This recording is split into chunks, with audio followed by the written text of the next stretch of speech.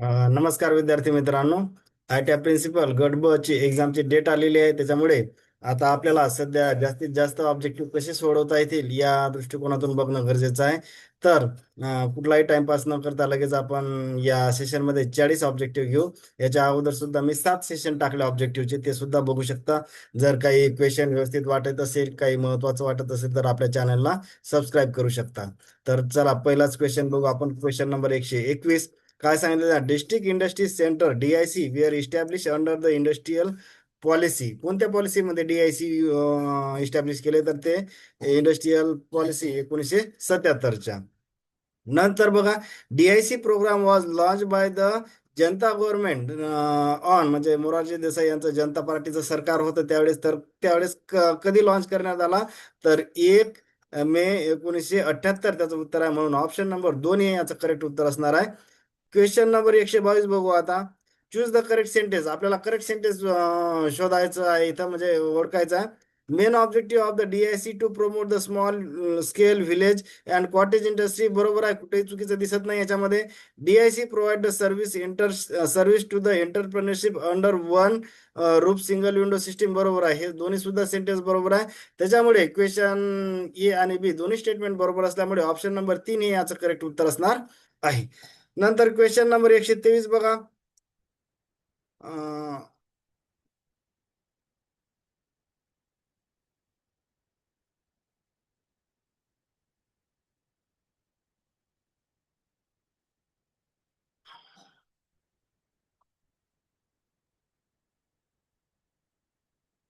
इथं एक मिनिट, थोडस Maharashtra state innovation society.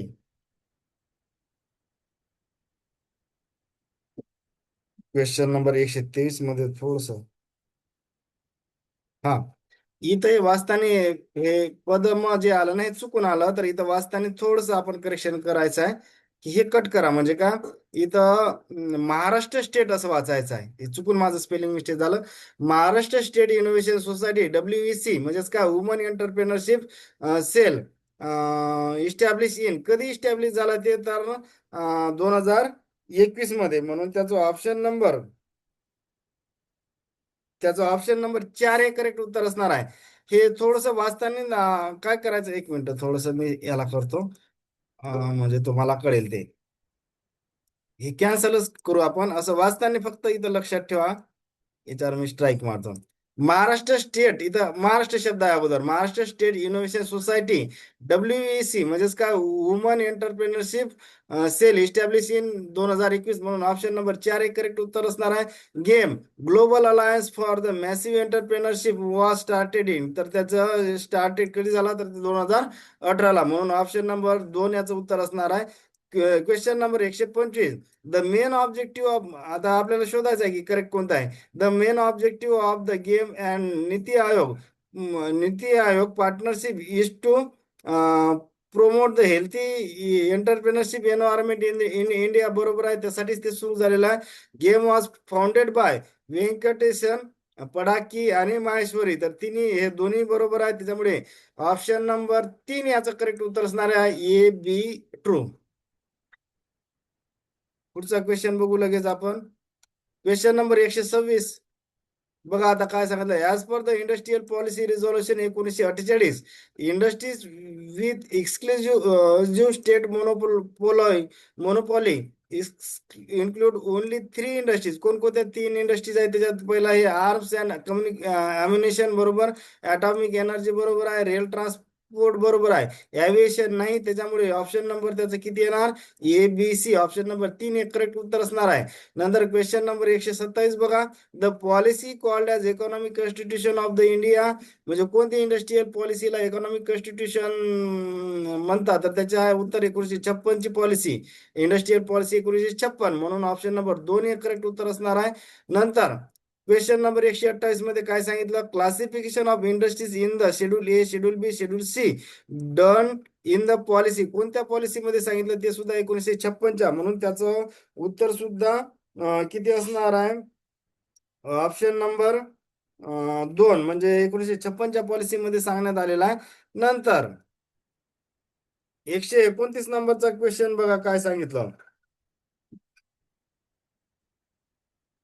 Question number 129.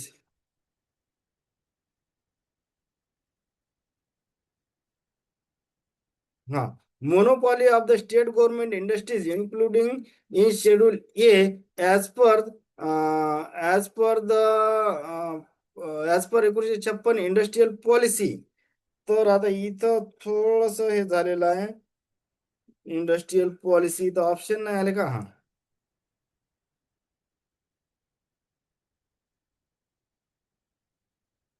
Industrial monopoly of the state government industries included in schedule A as per 1956 industrial policy. म्हणजे इथं थोडस option माझ्या ना, इथं ऑप्शन नंबर बघा कसे होते ते.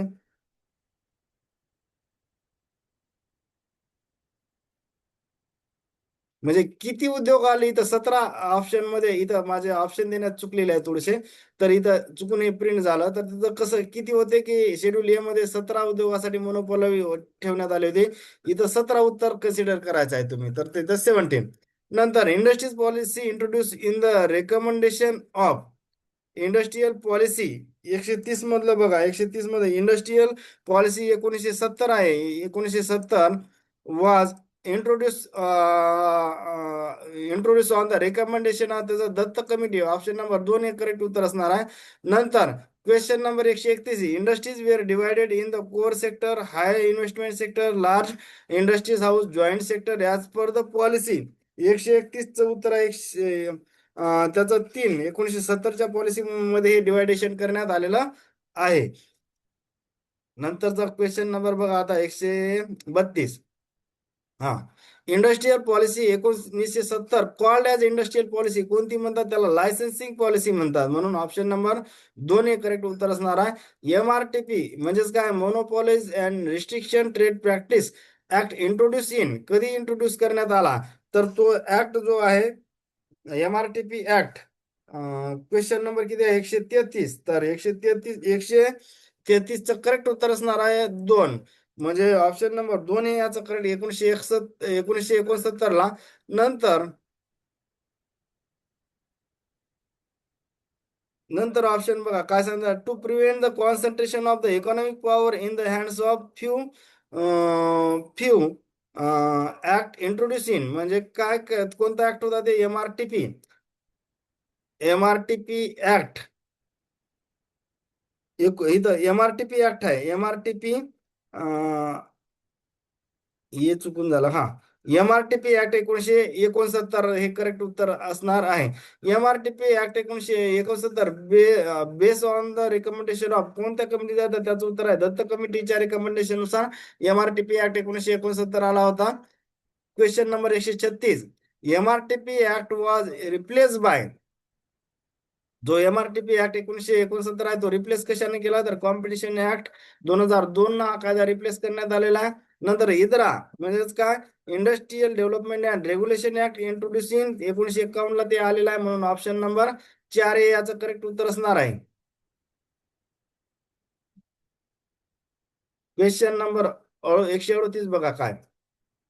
The policy called as new industrial policy कोणती पॉलिसी आहे ती? 1991 ची जे आहे ना इंडस्ट्रियल पॉलिसी, त्याला न्यू पॉलिसी म्हणतात, इंडस्ट्रियल पॉलिसी. तर ऑप्शन नंबर 2 हे करेक्ट उत्तर असणार आहे. नंतर 139 मध्ये काय सांगितलं? Objective to the free objective to free the Indian industrial economy from the administrative and legal controls कशामध्ये सांगितलं? त्याचा option number 1 new industrial policy 1991. हे आता जे झालेलं आहे गट आयट्या प्रिन्सिपल, त्याच्यामध्ये हा क्वेश्चन आलेला होता. तर त्याचं उत्तर आहे new industrial policy 1991. Question number 140. New industrial policy 1991 called as कोण काय म्हणतात त्याला? LPG रिफॉर्म म्हणतो ना आपण. म्हणजे लिबरलायझेशन, प्रायव्हेटायझेशन आणि ग्लोबलायझेशन. म्हणून त्याचं उत्तर असणार आहे 2. LPG रिफॉर्म म्हणतो आपण त्याला. न्यू इंडस्ट्रियल पॉलिसी किंवा न्यू इकॉनॉमिक पॉलिसी इंट्रोड्युसिंग कधी इंट्रोड्यूस झाली? 24 जुलै 1991. नंतरचा बघा 142. During the LPG reforms or new economic policy 1991 और new industrial policy economic financial minister was. अर्थमंत्री कोण होते त्यावेळेस? तर डॉक्टर मनमोहन सिंग. म्हणून ऑप्शन नंबर 2 हे उत्तर असणार आहे. नंतर 143. New industrial policy 1991 only two sectors are reserve exclusively for the public sector. कोणते दोन सेक्टर आहे? तर ॲटॉमिक एनर्जी आणि रेल्वे ऑपरेशन. म्हणून ऑप्शन नंबर 1 ए आणि बी हे करेक्ट उत्तर असणार आहे. क्वेश्चन 144 बघा.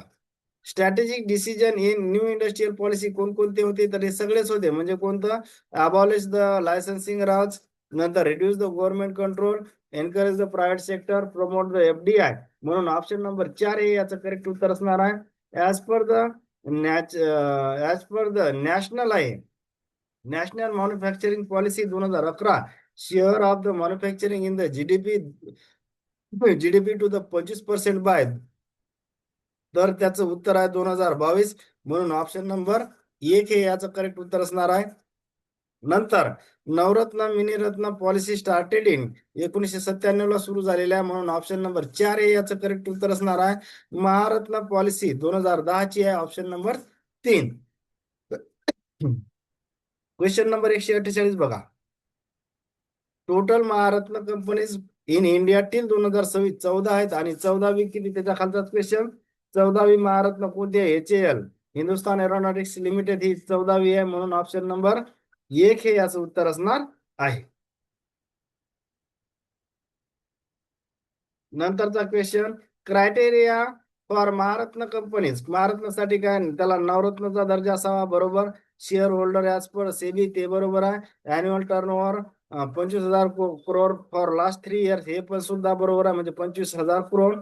नंतर 15,000 करोड काय नेटवर्थ असली पाहिजे त्याची लास्ट 3 इयरची.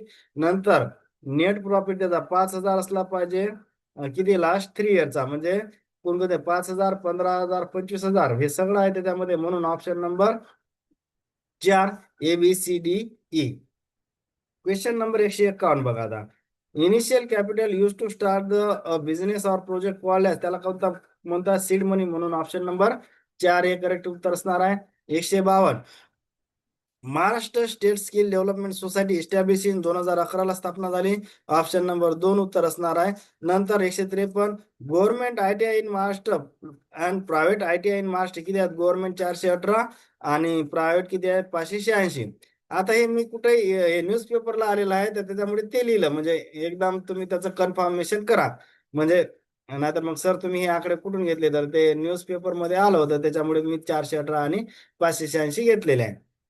नंतर 154 मध्ये ITI इनटेक इन महाराष्ट्र किती आहे?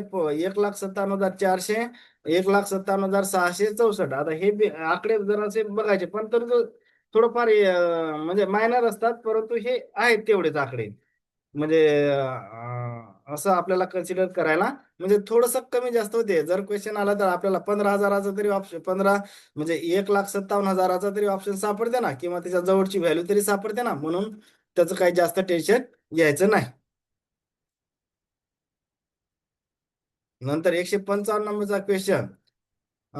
Total ITI in Maharashtra government आणि प्रायव्हेट किती आहे? तर 1,004 ITI आहेत. 156चा बघा काय म्हणते. Maharashtra state board of the skill vocational education and training म्हणजे MSBSVET कधी त्याचा आलेला आहे?